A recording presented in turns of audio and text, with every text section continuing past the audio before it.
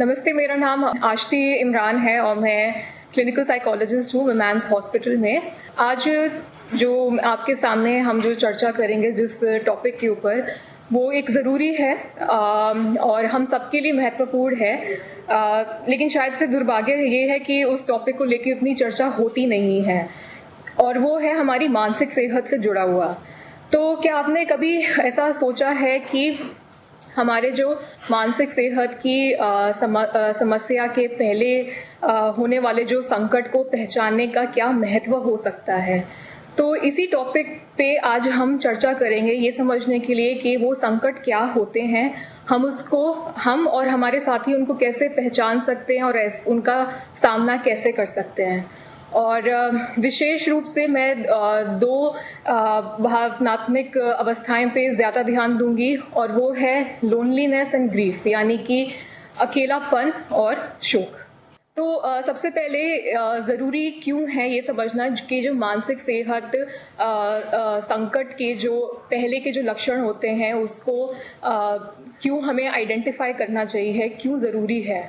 सबसे पहले ऑब्वियसली ये कि ताकि समस्या जो है हाथ से आगे ना बढ़ जाए। अगर हमने सही टाइम पे उनको नहीं पहचाना तो हो सकता है कि टाइम के साथ वो और भी गंभीर हो सकती हैं। जैसे कि उदाहरण के तौर पे, अगर कोई इंसान है जो थोड़ा सा अलग अलग रहना शुरू कर देता है और अपने काम में वो रुचि कम दिखाने लगता है, और अगर ये चीज़ जो है धीरे धीरे हम देखते हैं कि एक हफ्ते से फिर दो हफ्ता हो रहा है, फिर एक महीना हो रहा है, और ये चीज़ कंटिन्यू हो रही है, तो ये चीज़ और गंभीर बन सकती है और ये डिप्रेशन की तरफ जा सकती है।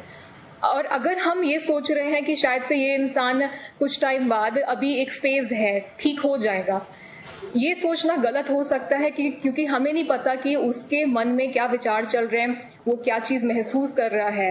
हो सकता है उसके दिमाग में इस तरीके के विचार चल रहे हो कि मुझे ज़िंदगी में अब कुछ अच्छा नहीं लग रहा है, मुझे कहीं से मदद नहीं मिल पा रही है, आगे कुछ नहीं हो सकता है। और फिर ये बात बढ़ सकती है कि सुसाइड तक, कि उनको जो है इस तरीके ख्याल आने लग जाए कि मुझे ज़िंदगी में आगे बढ़ना ही नहीं है। तो इसीलिए ज़रूरी ये है कि शुरुआत में ही हम ये जो है संकट के जो ये लक्षण होते हैं पहले से पहचान लें, ताकि बात और ज़्यादा गंभीर ना हो जाए, आगे और ना बढ़े। और दूसरा ये कि हम सबको ज़रूरत के अनुसार अवसर मिलना चाहिए सहायता प्राप्त करने का, क्योंकि अगर हमें सही टाइम पे जो है हेल्प मिलेगी तो हम उसका सही तरीके से ट्रीटमेंट कर सकेंगे, और अगर लेट हो जाएगा तो जाहिर है उसको ट्रीट करने में और ज़्यादा मुश्किल हो सकती है। तीसरा, मानसिक सेहत को लेके जागरूकता पैदा करना बहुत ज़्यादा ज़रूरी है, क्योंकि कहीं ना कहीं इस टॉपिक से रिलेटेड एक शर्म, एक कलंक जुड़ा हुआ है, और इस शर्म की वजह से बहुत सारे लोग आगे नहीं आ पाते हैं और अपना जो भी वो महसूस कर रहे हैं, जो भी वो सोच रहे हैं, उसको शेयर नहीं कर पाते हैं। तो जब तक इस चीज़ को लेके जागरूकता नहीं होगी, इस चीज़ से, मानसिक सेहत से रिलेटेड जो एक कलंक जुड़ा हुआ है, वो कम नहीं होगा।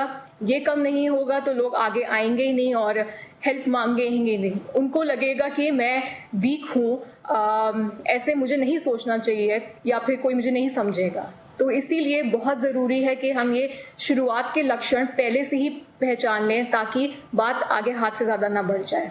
मानसिक तो जैसे कि मैंने बोला कि आज मैं विशेष रूप से दो भावनाओं पे ज़्यादा ध्यान दूंगी। पहला है लोनलीनेस, अकेलापन। ना, ये अकेलापन होता क्या है? अगर मैं बात करूं, आप लोगों का जो नेचर ऑफ जॉब है, उसमें बहुत सारी चुनौतियों का सामना करना पड़ता है, और मेरे ख्याल से उनमें से एक चुनौती ऐसी है अपने परिवार वालों से दूर रहना, अलग रहना। और ये हम सब जानते हैं कि हर किसी को अपने परिवार का सहयोग चाहिए ही चाहिए होता है, और ये कोई आसान काम नहीं है इतने लंबे समय के लिए उनसे दूर रहना। तो ये हमारी मानसिक सेहत पे एक दबाव डालता है, और ऐसा हो सकता है कि दूर बैठे बैठे जो घर की जो चिंताएं होती हैं वो और हमारे पे दबाव डालें। दूर बैठे हमें जो है समझ में नहीं आता कि हम कैसे अपने फैमिली वालों को सपोर्ट कर सकते हैं। हो सकता है कभी कभी इस तरीके का ख्याल विचार आता हो जहां पे ऐसा लगता है कि हम अपने परिवार वालों के अच्छे या बुरे, कोई अच्छी खबर है, किसी की बर्थडे है, किसी की शादी है या कोई बच्चा पैदा हो रहा है, हम उसमें शामिल नहीं हैं, या फिर किसी की मृत्यु हो जाती है, या फिर हम टाइम से किसी की अगर सेहत खराब हुई उसमें हम नहीं पहुंच पाते हैं, तो ये सारे विचार हमारे दिमाग में आ सकते हैं कि हम अपने परिवार वालों से दूर हैं। तो उसमें एक हमें अकेलेपन का एहसास हो सकता है। तो ये अकेलापन, ये लोनलीनेस होता क्या है? लोनलीनेस, अकेलापन एक ऐसी चीज है कि जब हम बहुत सारे लोगों से के साथ हैं भी, तब भी आपको एक अलग होने का एहसास होता है कि लोगों के साथ में होने के बावजूद भी आपको एक कनेक्शन फील नहीं होता है। आपको ऐसा लगता है कि मैं अकेला हूँ, मुझे कोई समझ नहीं रहा है, या मुझे समझ में नहीं आ रहा है कि आसपास मेरे क्या हो रहा है। और ये अकेलापन तब और भी ज्यादा लगता है जब हमारी जो सामाजिक जो जुड़ावत की जरूरत होती है, हमें लगता है वो पूरी नहीं हो रही है। और एक चीज ये भी समझना जरूरी है कि जो अकेलापन, लोनलीनेस है, ये अलग चीज है हमारे सोशल आइसोलेशन से। सोशल आइसोलेशन माने कि सामाजिक अगलाव, जिसमें कि आपके साथ कोई भी भौतिक रूप से नहीं है, फिजिकली कोई अवेलेबल नहीं है। तो अगर आप अकेले हैं भी, आपके आसपास कोई लोग नहीं है, तो जरूरी नहीं है कि आपको अकेलेपन का एहसास हो। ये एक अलग चीज है। हो सकता है अकेलेपन का एहसास हो, लेकिन लोगों के साथ होने के बावजूद भी हमें ये अकेलेपन का एहसास हो सकता है, क्योंकि हमारे दिमाग में हो सकता है बहुत सारे विचार चल रहे हो चीजों को लेके। जैसे कि उदाहरण के तौर पे, अगर काम से ही रिलेटेड, अगर हमारे काम के संबंध में दरार आ जाती है, हमारी अपने साथियों के साथ नहीं बन रही होती है, तो तब हमें ऐसा लगता है कि कोई नहीं है मेरे आसपास। एक तो परिवार वाले हैं ही नहीं, साथ ही में जो हमारे जो साथी हैं, वर्कर्स हैं, उनके साथ भी बात नहीं बन रही है, तो वो अकेलापन और बढ़ने लगता है। तो इसीलिए समझना जरूरी है कि अकेलापन और ये सोशल अगलाव जो है, सोशल आइसोलेशन, एक दो अलग चीजें हैं। एंड रिसर्च ने बहुत बारी ये दिखाया गया है कि लोनलीनेस का जो नेगेटिव इम्पैक्ट है, जो नकारात्मक प्रभाव है हमारी मानसिक सेहत पे है। शारीरिक सेहत पे तो है ही है, मानसिक सेहत पे भी बहुत ज्यादा होता है। जैसे कि जो सामने लिखा हुआ है कि लोनलीनेस जो है का जो नेगेटिव इम्पैक्ट है वो उतना ही बुरा है जितना कि 15 सिगरेट डेली लेने का। और इससे हमारा जो है जाहिर है हमारे फिजिकल हेल्थ पे भी, हमारी शारीरिक क्या कहते हैं हेल्थ पे भी आता है। और मानसिक, जैसा कि मैं बता रही हूँ कि मानसिक सेहत पे तो आता ही है। अगर हम अकेले हैं और जब हमें लग रहा है कि कोई हमें नहीं समझ रहा है, तो हो सकता है हम लोग भावनात्मक रूप से और पीछे हट जाएं, हम लोगों से और बात करना बंद कर दें और अपने में अलग अलग से रहेंगे। और जब ऐसा होगा तो जो उदासीपन का एहसास है, जो अकेलापन का एहसास है, वो और बढ़ेगा। और जब ये और बढ़ता है तो पता भी नहीं चलता है कि कब जो है ये 1 हफ्ते से 2 हफ्ता, 1 महीना हो जाता है, और हम लोग अपने ही उन विचारों में खो जाते हैं, उस उदासीपन में खो जाते हैं कि अब कुछ अच्छा नहीं हो रहा है और आगे भी कुछ अच्छा नहीं होगा और कोई नहीं आएगा हमें संभालने के लिए या हमें समझने के लिए। तो ये है अकेलापन। ऐसा क्यों होता है ये भी समझना जरूरी है कि जब ये अकेलापन होता है कि हम लोग क्यों नहीं बात करते इस चीज के बारे में। इसके बहुत सारे कारण हैं। जब इंसान को लगता है कि अगर मैं ऐसे बात करूंगा, ऐसे मैं बोलूंगा, तो लोग क्या कहेंगे कि ऐसे कौन सोचता है, तुम बहुत ही ज्यादा सेंसिटिव हो रहे हो। तो ये चीज और दिमाग में आ सकता है कि अगर मैं जो हूँ अपने भावनाओं को और प्रकट करूंगा, ठीक है, किसी के साथ शेयर करूंगा, तो दूसरा इंसान समझेगा कि तुमसे इतना भी हैंडल नहीं हो पा रहा है, तो तुम बाकी की चीज क्या करोगे, कि तुम स्ट्रांग नहीं हो, तुम जो हो वीक हो। तो ये चीज अगर हम इस विचार के साथ रहेंगे तो फिर हम लोग कभी भी मदद नहीं मांगेंगे। हम किसी के साथ वो शेयर ही नहीं करेंगे कि मुझे ऐसा महसूस हो रहा है, मुझे अपने परिवार वालों की याद आ रही है, मुझे यहाँ पे अपने साथियों के साथ काम करने में मुश्किल पड़ रही है। लेकिन हमें ये चीज समझना जरूरी है कि अपने भावनाओं को शेयर करना, आप किस दौर से गुजर रहे हो, it does not make you weak. आप उससे कमजोर नहीं होते हो, क्योंकि कहीं ना कहीं हम सब इस दौर से गुजरते हैं। तो ऐसा नहीं है कि दूसरा वाला इंसान नहीं समझेगा, जो कि एक और दूसरा कारण होता है कि दूसरा वाला समझेगा ही नहीं कि मैं किस चीज से गुजर रहा हूँ। लेकिन हो सकता है हमारे साथी जो उस सेम सिचुएशन में है, वो लोग भी परिवार वालों से दूर हैं, उनके भी कुछ अपने मसले चल रहे होंगे, वो शायद से समझ पाएंगे कि दूर बैठे बैठे और कितनी ज्यादा परेशानी महसूस होती है। और कभी कभी हमें ये भी लगता है, हमें ये एक सिखाया जाता है कि हम अपनी प्रॉब्लम खुद सॉल्व कर लेंगे क्योंकि हम आत्मनिर्भर हैं, हमें किसी की जरूरत नहीं है और हम खुद से मैनेज कर लेंगे। हो सकता है अक्सर हम खुद से मैनेज कर लेते हैं, लेकिन कभी कभी जब बात इतनी ज्यादा होती है, जब हम ज्यादा ही भावुक हो जाते हैं, तो हम नहीं मैनेज कर पाते हैं और उस केस में किसी के साथ शेयर कर लेना अच्छा रहता है। माना हो सकता है कि कोई उस प्रॉब्लम का सोल्यूशन नहीं निकले, लेकिन अपना थोड़ा सा परेशानी बांट लेना वो उसका असर थोड़ा कम कर देता है। तो अक्सर इन कारण की वजह से हम लोग जो हैं अपनी भावनाएं, अपने विचार शेयर नहीं करते हैं। हम लोग नहीं बोलते हैं कि हमें मदद की जरूरत है।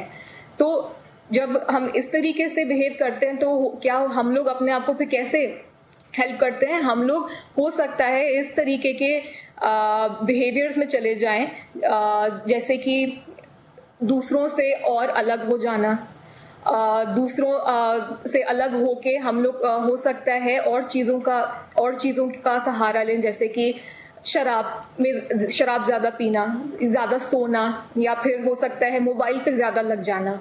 तो ये सारे जो बिहेवियर्स होते हैं, ऐसा नहीं है कि हमें शौक है ये करने का, ये एक अवॉइडेंस दिखाता है क्योंकि हम जो जिस चीज से गुजर रहे हैं, हमें उस चीज से डील करना है, उससे निपटना है। तो अब निपटने में मुश्किल हो रही है क्योंकि बहुत ज्यादा बढ़ रहा है, तो चलो हम इस तरीके से अवॉइड करते हैं।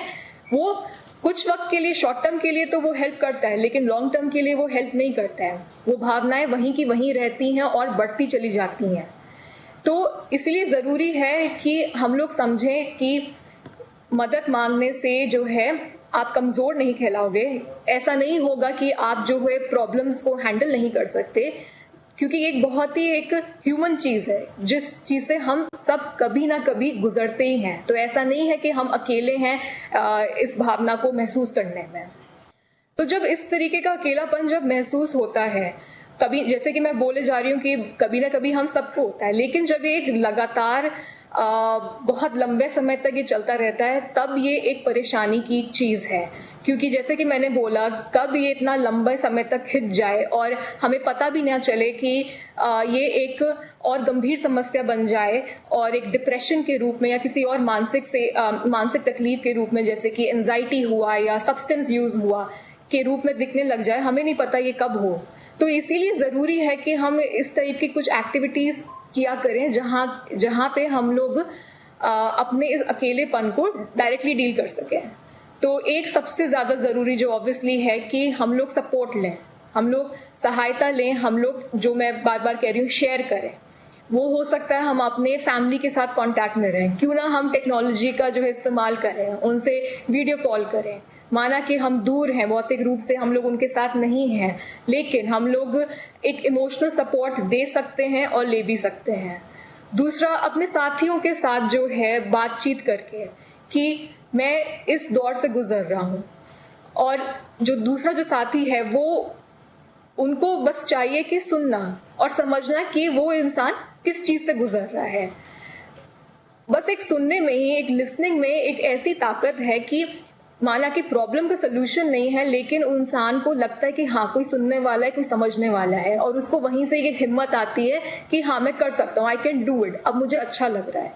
तो इसीलिए बहुत जरूरी है एक इमोशनल सपोर्ट लेना अपने साथियों से, अपने फैमिली से, और अगर हमारे ऊपर जो काम करते हैं, जो हमारे सुपीरियर्स होते हैं, अगर हम उनसे भी सपोर्ट लें और वो भी हमें सपोर्ट दें, वो ऐसा करें कि आपको कभी कोई इस तरह की ज्यादा परेशानी लगती है तो हम किसी प्रकार से भी जो सपोर्ट दे सकते हैं तो उनको देना चाहिए। दूसरा, एक्टिविटीज करना, वो वाली एक्टिविटीज जिनमें आपकी रुचि है। हो सकता है आपके साथ जो साथी हैं उनको भी उन चीजों में रुचि हो, जैसे कि बहुत ही सिंपल सा कि हम लोग जो है हफ्ते में कुछ टाइम, एक दो बारी कोई खेल खेलेंगे, कोई फुटबॉल खेलेंगे, या फिर एक साथ रात में बैठ के एक ग्रुप बना के हम लोग एक अंताक्षरी खेल लेंगे, या फिर बस बात करेंगे, हंसी मजाक करेंगे। तो अब आइडेंटिफाई करना ऐसी कौन सी जो एक्टिविटीज हैं जिनमें आपकी रुचि है, आपके साथियों, आपके दोस्तों की रुचि है, और उस चीज को करते रहना, एक रूटीन में लाना, ताकि हर दिन हर हफ्ते आपके पास एक कुछ चीज हो जिसको आप लुक फॉरवर्ड कर सकते हैं कि हाँ ये मुझे करना है। तो उससे भी अकेलेपन का एहसास कम होता है। एक लगता है कि हाँ हम एक साथ में है, कम्युनिटी में है, क्योंकि इतना दूर अलग रह के काम करना मुश्किल है। तो हमें चाहिए कि हम एक ऐसा रूटीन बनाएं जहाँ पे हमें जो चीजें अच्छी लगती हैं करना, वो उन सारी चीजों को हम एफर्ट डाल के इंक्लूड करें। और तीसरा जाहिर है कि जब हमें लगता है कि बात बहुत बढ़ गई है और हम खुद इस चीज को पहचान रहे हैं कि अब हमें कोई चीज हेल्प नहीं कर रही है, तो उस केस में एक प्रोफेशनल की मदद लेना। और ये सबसे जाहिर सी बात है, सबसे ज्यादा कठिन काम होता है कि मैं अगर प्रोफेशनल के पास जाऊंगा तो लोग क्या कहेंगे। वही वाली बात कि लोग क्या कहेंगे, जो एक कलंक लगा हुआ है कि तुम इतनी सी भी चीज नहीं संभाल पा रहे, तुम इस प्रोफेशन में, इस काम में आए ही क्यों अगर तुमसे जो है ये चीज नहीं संभाली जा रही। पता था कि अलग रह के काम करना है, इस टाइप का आपका जॉब होगा, तो फिर तुम क्यों आए। इस टाइप के विचार सवाल हमारे दिमाग में घूम सकते हैं, जो कि हमें रोकते हैं कि नहीं, मुझे प्रोफेशनल से बात नहीं करनी। लेकिन जैसे कि मैं बोल रही हूँ, कहीं ना कहीं हम सबके दिमाग में ये विचार आते हैं, हम लोग इस चीज को, इस अकेलेपन से गुजरते हैं। तो ये एक बहुत सामान्य जो इमोशनल रिस्पॉन्स है, ये कोई एक अलग हटके अनयूजुअल चीज नहीं है जो आपके साथ हो रही है, जो अक्सर हमें ऐसा लगता है। ये एक बहुत ही नॉर्मल चीज है और किसी भी एक प्रोफेशनल के पास जाके मदद लेना ज्यादा जरूरी है, ताकि हम ये नहीं चाहते कि बात वहां तक बढ़े जब आपको ऐसा लगे कि जिंदगी में अब आगे ही नहीं बढ़ना है, कोई चीज मुझे मदद ही नहीं कर सकती है। क्योंकि अगर हम उस लेवल तक पहुंच गए जहां पे हम डिप्रेशन महसूस कर रहे हैं, बेचैनी, एंजाइटी हुआ, या फिर जहां पे हमें सुसाइडल थॉट्स आना शुरू होते हैं, तब जो है उस वक्त फिर तो और हमें ऐसा लगता है हमारे काम को जाहिर है सबसे पहले वो इफेक्ट करेगा। हम लोग अपने काम को अच्छे से नहीं कर पाएंगे, जिसकी वजह से हमें और अफसोस होगा, हमें और गिल्ट होगा कि मैं अपना काम भी अच्छे से नहीं कर पा रहा हूँ। और उस गिल्ट में, उस अफसोस में हम और खिंच जाएंगे और पीछे हट जाएंगे बाकी लोगों से। तो ये एक नेगेटिव एक जो स्पाइरल है, ये चलता चला जाएगा। तो इसको चाहिए कि हम पहले से ही रोक लें। तो बात फिर वही घूम के आती है कि क्यों जरूरी है कि हम पहले से ही ये मानसिक सेहत समस्या के संकट को पहले से ही पहचान ले, क्यों ये ज्यादा इतना महत्व है। दूसरा, ग्रीफ, जिसको हम बोलते हैं दुख, शोक, ये हम तब महसूस करते हैं, अगेन ये एक बहुत ही सामान्य, एक बहुत ही नॉर्मल इमोशनल रिस्पॉन्स है, एक बहुत ही सामान्य भावनात्मक प्रतिक्रिया है जो हम सब कभी ना कभी इस चीज को हमने महसूस किया है, या हो सकता है हम अपनी आने वाली जिंदगी में करेंगे, क्योंकि मृत्यु एक ऐसी चीज है जो निश्चित है, हर एक की जिंदगी में आएगी। हम अपने आसपास के चाहने वालों को, अपने करीबियों को, अपने दोस्तों को, कोई भी हो उसको, या वो अगर हम इनको बस ऐसे ही जानते हैं, हम खोएंगे। और जब हम किसी को, अपने करीबी को खोते हैं, तो हमें क्या महसूस होता है? हमें महसूस होता है दुख, शोक, जिसको हम कहते हैं ग्रीफ। तो ये जो सामने है, ये एक नॉर्मल ग्रीफ प्रोसेस है, कि एक सामान्य क्या कहते हैं, शोक प्रक्रिया है, जिसमें कि देखा गया है कि हर एक इंसान जो है, हो सकता है इन अवस्थाओं, इन स्टेजेस से गुजरे। तो जैसे कि एक स्टेज, एक अवस्था होती है डिनाइल, उसमें जो है इस तरीके का विचार आता है कि ये मेरे साथ हो ही नहीं सकता है, मैं मान ही नहीं सकता कि जो मेरा कोई भी, जो भी करीबी है, दोस्त है या रिश्तेदार है या परिवार वाला है, वो मैंने उसको खोया है। हम ऐसा बोल सकते हैं, अभी तो मैंने उनसे बात की थी, अभी क्या कहते हैं, उनके बारे में चर्चा की थी, मैंने सोचा था। और ये जो है डिनाइल, जो है ये जो इनकार, जब हम इस स्टेज में होते हैं, ये तब और ज्यादा स्ट्रांग होता है अगर वो एक युवा है, ठीक है, अगर उसकी सेहत अच्छी थी। और कभी कभी ऐसा नहीं है कि अगर पेरेंट्स जो हैं, हमारे माँ बाप जब बुजुर्ग हो जाते हैं, तो तब भी एक शौक लगता है, हम एक डिनाइल में जाते हैं, कि इनकार वाली उस अवस्था में जाते हैं कि ये तो मेरे साथ हो ही नहीं सकता है, क्योंकि हम अपनी जो जिंदगी है इमेजिन ही नहीं कर सकते उस इंसान के बिना। तो एक स्टेज होता है डिनाइल, इनकार में रहना कि ऐसा हमारे साथ कुछ हुआ है। एक दूसरा स्टेज जिसको हम कहते हैं एंगर, गुस्सा, अक्सर ऐसा भी हो सकता है कि एक इंसान जो है उसको गुस्सा आए, हो सकता है अपने ऊपर कि मेरे साथ ऐसा क्यों हुआ, किस्मत के ऊपर, अपनी किस्मत के ऊपर, या जनरली कि मेरे साथ भगवान ने या किस्मत ने ऐसा क्यों किया, या किसी तीसरे इंसान पे कि अगर उसने ऐसा नहीं किया होता तो शायद से नहीं होता। तो इसके पीछे भी हम लोग एक वजह ढूंढने की कोशिश करते हैं, एक रीजन कि ऐसा जो हुआ है क्यों हुआ है, और उसमें जो है गुस्सा होता है क्योंकि कहीं ना कहीं वही हम जो है उस वक्त हमने एक्सेप्ट नहीं किया होता है, हमने जो है माना नहीं होता है कि हमारे साथ कुछ ऐसा हुआ है कि हमने अपने एक चाहने वाले को खोया है। तो इसमें हमें जो है किसी भी अपने आप पे भी गुस्सा आ सकता है, जिसको हम बोलते हैं सर्वाइवर्स गिल्ट, कि वो क्यों, मैं क्यों नहीं, मैं कैसे बच गया। अगर कोई एक माँ बाप अपने बच्चे को होता है तो उसको इस तरीके का एक विचार आ सकता है कि उसकी क्या उम्र थी जाने की, उम्र तो मेरी थी जाने की। तो एक गुस्सा आना है किस्मत के ऊपर कि या फिर कि भगवान वाले ने मेरे साथ ऐसा क्यों किया। तो गुस्सा एक अवस्था, एक स्टेज होती है जो कि इंसान गुजर सकता है इस स्टेज से। तीसरा एक होता है बार्गेनिंग। इसमें ऐसा होता है कि अगर मैंने ऐसा किया होता तो शायद से ऐसा नहीं होता, अगर मैं ये करूं तो शायद से जो हादसा हुआ है वो रिवर्स हो सकता है, वो नहीं होगा। तो कहीं ना कहीं हम शायद से ऊपर वाले से या किस्मत से हम एक स्टेज में बार्गेन कर रहे होते हैं कि कुछ करके जो इंसान गया है, जिसको हमने खोया है, वो वापस आ जाए। एक और जो स्टेज ऐसा होता है डिप्रेशन, जिसमें कि कहीं ना कहीं हमें हिट कर जाता है कि हाँ, हमने अपने चाहने वाले को खोया है, हमें उदासीपन का, दुख का एहसास होता है और बहुत ज्यादा होता है। हमें ऐसा लगता है अब कोई भी चीज ठीक से नहीं हो पाएगी, हमें एक हेल्पलेसनेस का एहसास होता है कि कोई भी अब मेरे पास कोई भी चीज मदद की नहीं होगी, कोई कुछ भी बोल ले लेकिन मुझे अब मैं उस दर्द से नहीं निकल पाऊंगी। या फिर हमें कभी कभी ऐसा भी लग सकता है, ये जो है डिप्रेशन, ये जो दुख है इतना ज्यादा बढ़ सकता है जहां पे जब हम ऐसे सोच सकते हैं कि आने वाला जो टाइम है वो हम कैसे निकालेंगे, उस इंसान के बिना कैसे गुजरेगा।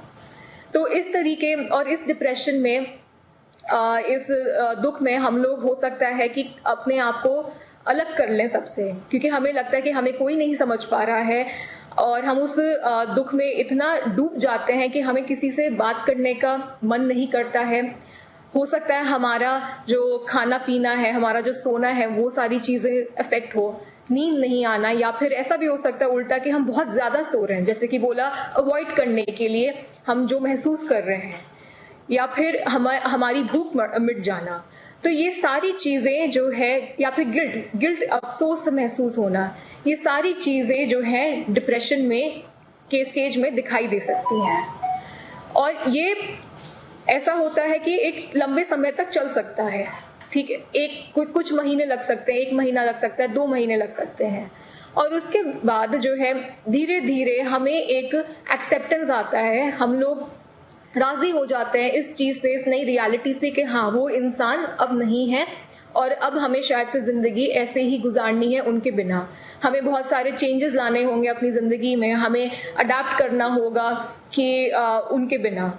तो जब ये स्टेज आता है एक्सेप्टेंस का, तब हम लोग थोड़ा सा अपना दिनचर्या में वापस लगने लगते हैं, हम लोग आगे बढ़ने लगते हैं ना। अब ये जो 5 स्टेजेस हैं, इनकार, डिनाइल के, गुस्सा, एंगर होना, बार्गेनिंग, उदासीपन, डिप्रेशन, या फिर फाइनली एक्सेप्टेंस का, ये जरूरी है समझना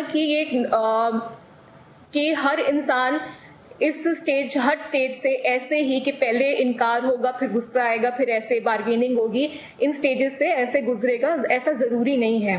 हो सकता है एक इंसान जो है वो सीधा जो है उसको उदासीपन का एहसास हो, वो डिनाइल में ना जाए, और उसके बाद हो सकता है सीधा एक्सेप्टेंस हो। ऐसा भी हो सकता है कि दूसरा इंसान जो है उसको सबसे पहला उसका जो रिस्पॉन्स होगा, इमोशनल रिस्पॉन्स होगा, गुस्से का होगा, उसके बाद जो है वो डिनाइल में भी जा सकता है, वो इनकार भी कर सकता है कि ऐसा हुआ ही नहीं है। तो जरूरी नहीं है कि हम इसी तरीके से 1 2 3 आगे बढ़े। पहले गुस्सा भी आ सकता है, उसके बाद डिप्रेशन भी हो सकता है किन्हीं कारण जो है वो इंसान डिनाइल में चला जाए। तो ऐसा नहीं है कि ये इसी क्या कहते हैं प्रक्रिया से एक इंसान गुजरता है। और कभी कभी बहुत सारे फैक्टर्स होते हैं कि अगर वो इंसान से आप ज़्यादा क्लोज नहीं थे, बहुत टाइम से आप उनसे नहीं मिले थे, या आपका वैसा क्लोज संबंध नहीं था, तो आपको जो है आप सीधा उस चीज़ को एक्सेप्ट कर लेते हो कि हाँ ये जो हुआ है सो हुआ है।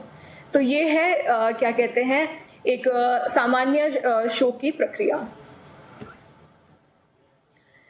ना ये जो ग्रीफ प्रोसेस है, ये जो शोक की प्रक्रिया है, ये जो है थोड़ा सा डगमगा सकती है, कॉम्प्लिकेट हो सकती है इसकी पिक्चर इन 4 कारण की वजह से।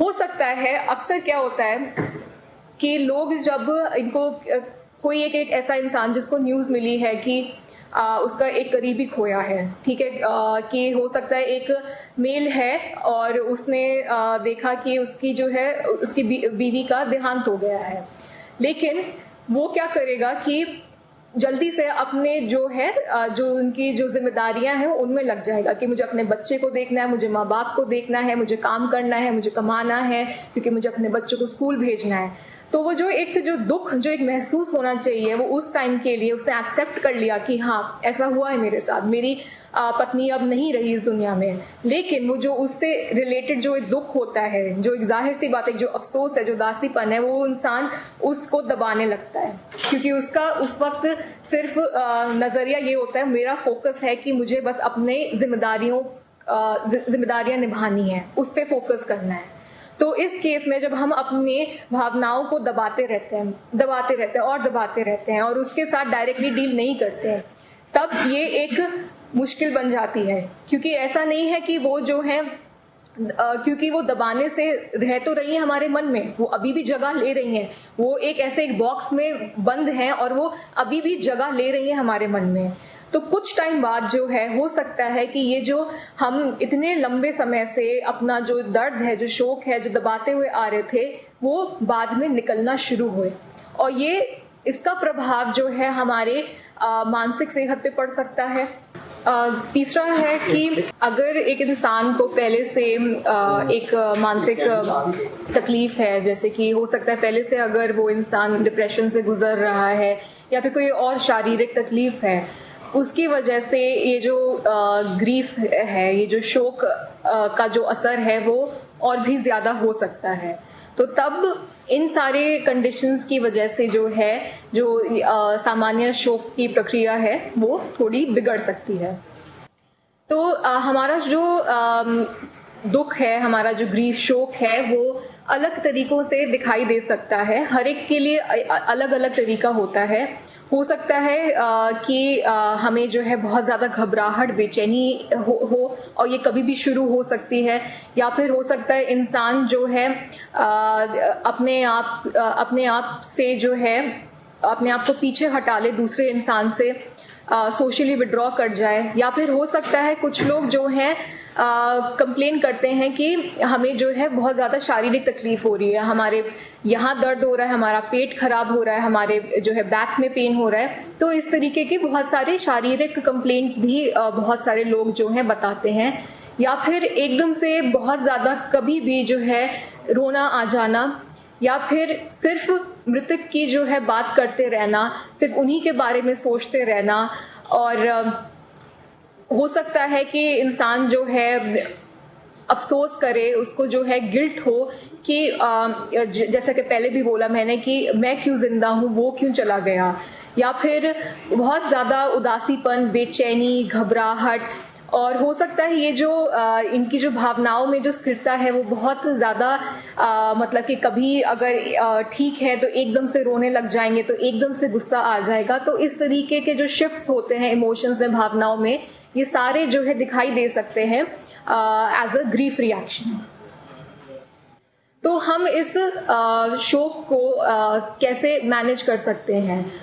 सबसे पहले तो हमें इससे घबराना नहीं चाहिए, हमें डरना नहीं चाहिए। अक्सर हमें ऐसा लगता है कि अगर मैंने अपने आप को दुखी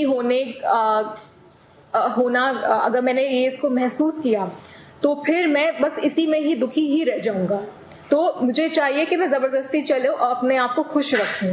हमें ऐसा नहीं करना चाहिए, हमें डरना नहीं चाहिए, क्योंकि जैसे खुशी एक भावना है वैसे ही एक दुख भी एक भावना है। तो हमें इनफैक्ट उसको जो है उसके साथ बैठना चाहिए, उसको दबाना नहीं चाहिए। हमें नहीं चाहिए कि हम जो है अपने आप को इंटेंशनली जो है बिजी रखें बहुत ज़्यादा, कि ताकि मुझे उस दुख का एहसास ही ना हो। हमें उसको इनवाइट मतलब कि उसके साथ बैठना चाहिए और उसको पहचानना चाहिए कि जो मैं अभी महसूस कर रहा हूँ या कर रही हूँ वो है क्या। अगर मुझे इस वक्त गुस्सा आ रहा है, क्या मुझे इस वक्त अफसोस हो रहा है, क्या मुझे अपनी किस्मत पे गुस्सा आ रहा है या किसी इंसान पे गुस्सा आ रहा है कि अगर उसने ऐसा किया होता तो क्या किया, तो शायद से आज ऐसा नहीं होता, या फिर मुझे रोना आ रहा है या मुझे उदासीपन आ रहा है, उस चीज को पहचाना, क्योंकि शायद से इन सारी भावनाओं के पीछे हम क्या छुपा हुआ है, हमारा दर्द छुपा हुआ है, हमारा शोक छुपा हुआ है उस खोए हुए इंसान को लेके। तीसरा, जैसे कि बोला कि दबाना नहीं है, तो इसको हमें निकालना है, हमें किसी तरीके से एक्सप्रेस करना है। हमारी जो भावनाएं होती हैं दबाने के लिए नहीं होती है, हमारे तक रखने के लिए नहीं होती हैं।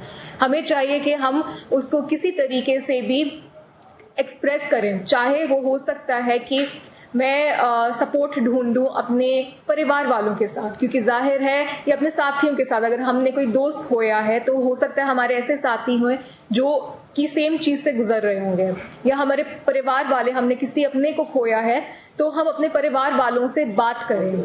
और इस केस में जो है हमारे बहुत सारे जो रिलीजियस रिचुअल्स होते हैं, जैसे कि तेरहवीं बनाना या फिर चौथी बनाना, ये सारी चीजें हेल्प करती हैं, क्योंकि यहाँ पे हम लोग जो है इकट्ठा होते हैं, साथ में बैठते हैं और मृतक की बात करते हैं, उनको याद करते हैं कि वो कैसे थे, क्या थे, उनको जिंदगी से क्या चाहिए था, उन्होंने जिंदगी में अपना कैसे गुजारा। तो हमें चाहिए कि हम इस चीज को एक्सप्रेस करें। हो सकता है हमें कभी इस तरीके से लगे कि अगर मैं हमेशा बस उस मृतक के बारे में बात करता रहूंगा तो सामने वाला बोर हो जाएगा या उसको कहेगा कि बहुत ज्यादा नेगेटिविटी हो रही है, लेकिन ऐसा नहीं है। और इस सोच की वजह से हम लोग अक्सर जो है अपने तक उस चीज को रखते हैं और बात ही नहीं करते हैं।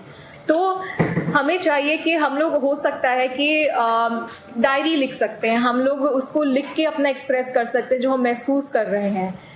वो भी एक तरीका है अपने इमोशंस को एक्सप्रेस करने का। और जब हम ये करते हैं तो कहीं ना कहीं हम वहां तक, उस स्टेज तक पहुंच जाते हैं जहां पे हम लोग एक्सेप्ट कर लेते हैं रियलिटी को, और कि ये शायद से जो मृत्यु होती है ये एक निश्चित चीज है, जिंदगी का एक हिस्सा है और हम सबको इस दौर से गुजरना है। और कहीं ना कहीं हम उस स्टेज पे पहुंच जाते हैं जहां पे हम, जो अच्छी यादें भी थी, वो इंसान कैसे जीना चाहता था, हमारा उसके साथ क्या रिश्ता था, हम उसको और ज्यादा उसको अंडरस्टैंड कर सकते हैं और चेरिश कर सकते हैं। तो सबसे पहले ये भी क्या कहते हैं, पहचानना जरूरी है कि जैसा कि बोला कि जब हम अपने दर्द को, दुख को, अकेलेपन को दबाते हैं तो हम लोग अक्सर इन सारी चीजों की सहायता लेते हैं, जैसे कि शराब का सहायता ले लेना, या फिर सिगरेट पी लेना, या फिर ज्यादा सोते रहना, या मोबाइल पे लगे रहना। क्या हम इस साइकिल में उलझ गए हैं? अगर हमें लगता है तो सबसे पहले ये चीज आइडेंटिफाई करना बहुत ज्यादा जरूरी है और इस साइकिल को ब्रेक करना चाहिए, क्योंकि अगर एक बारी ये चीज शुरू हो गई तो ये जो है बात जो है और गंभीर हो सकती है। हो सकता है हमें एडिक्शन की प्रॉब्लम हो जाए, या फिर क्या कहते हैं, हमारी बेचैनी, घबराहट बढ़ जाए। दूसरा ये है कि जैसे कि मैंने बोला, हमारे कहीं ना कहीं जो रिलीजियस रिचुअल्स, रीति जो रिवाज होते हैं, ये भी हेल्प करते हैं, क्योंकि हम लोग याद करते हैं कि वो इंसान कैसे थे, और ये एक तरीका होता है हमारे दुख को, हमारे ग्रीफ को एक्सप्रेस करने का। तो इन सारी चीजों में भाग लेना अपने साथियों के साथ और उनको याद करना, ऑनर करना बहुत ज्यादा जरूरी होता है। तीसरा ये कि जैसा मैंने बोला, जब हमें बहुत ज्यादा गुस्सा आता है, अपने पे हो या दूसरे पे हो, या फिर बहुत ज्यादा अफसोस, गिल्टी फीलिंग होती है, तो जरूरी है हमें अपने आप को याद दिलाना सबसे पहले कि हम क्या महसूस कर रहे हैं, और अपना ध्यान उन विचारों से हटके हमें दूसरी चीजों में, दूसरे विचारों में लगाना चाहिए, ये सोच के कि हाँ, जो हम जिस दौर से गुजर रहे हैं वो अच्छा नहीं है, मुझे अच्छा नहीं लग रहा है, लेकिन यही सच्चाई है। और उससे अगर वही हम दूर भागेंगे तो ये चीजें, ये जो भावनाएं हैं गुस्सा, नाराजगी की, क्या कहते हैं, अफसोस, गिल्ट की, ये चीज और बढ़ती चली जाएगी। तो जरूरी है कि हम अपना जो एफर्ट है, अपना जो ध्यान है, उन विचारों से हट के हम लोग दूसरे विचारों में लगाएं कि हाँ, मुझे अफसोस हो रहा है। तीसरा, कभी कभी ऐसा हो सकता है कि बहुत ज्यादा बेचैनी, घबराहट बढ़ जाए और हम लोग नहीं हैंडल कर पाए, बहुत ज्यादा रोना आए, ऐसा लगे कि अब बस कुछ हो जाएगा।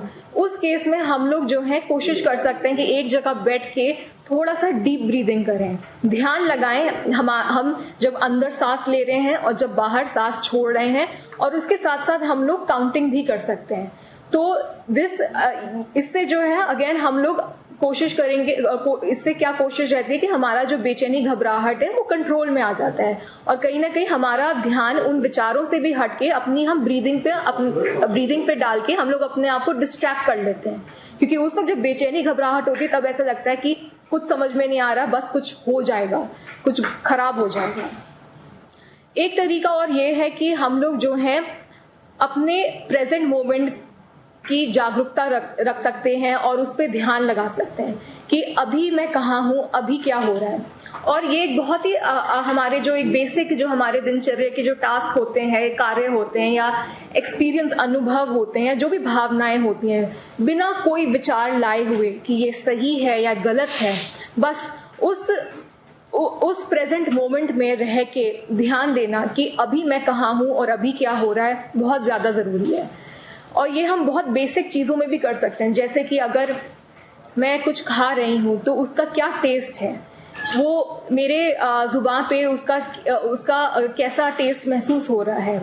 या फिर अगर मैं बैठी भी हूं तो मेरा हाथ कहाँ रखा हुआ है, क्या मुझे सेंसेशन फील हो रही है।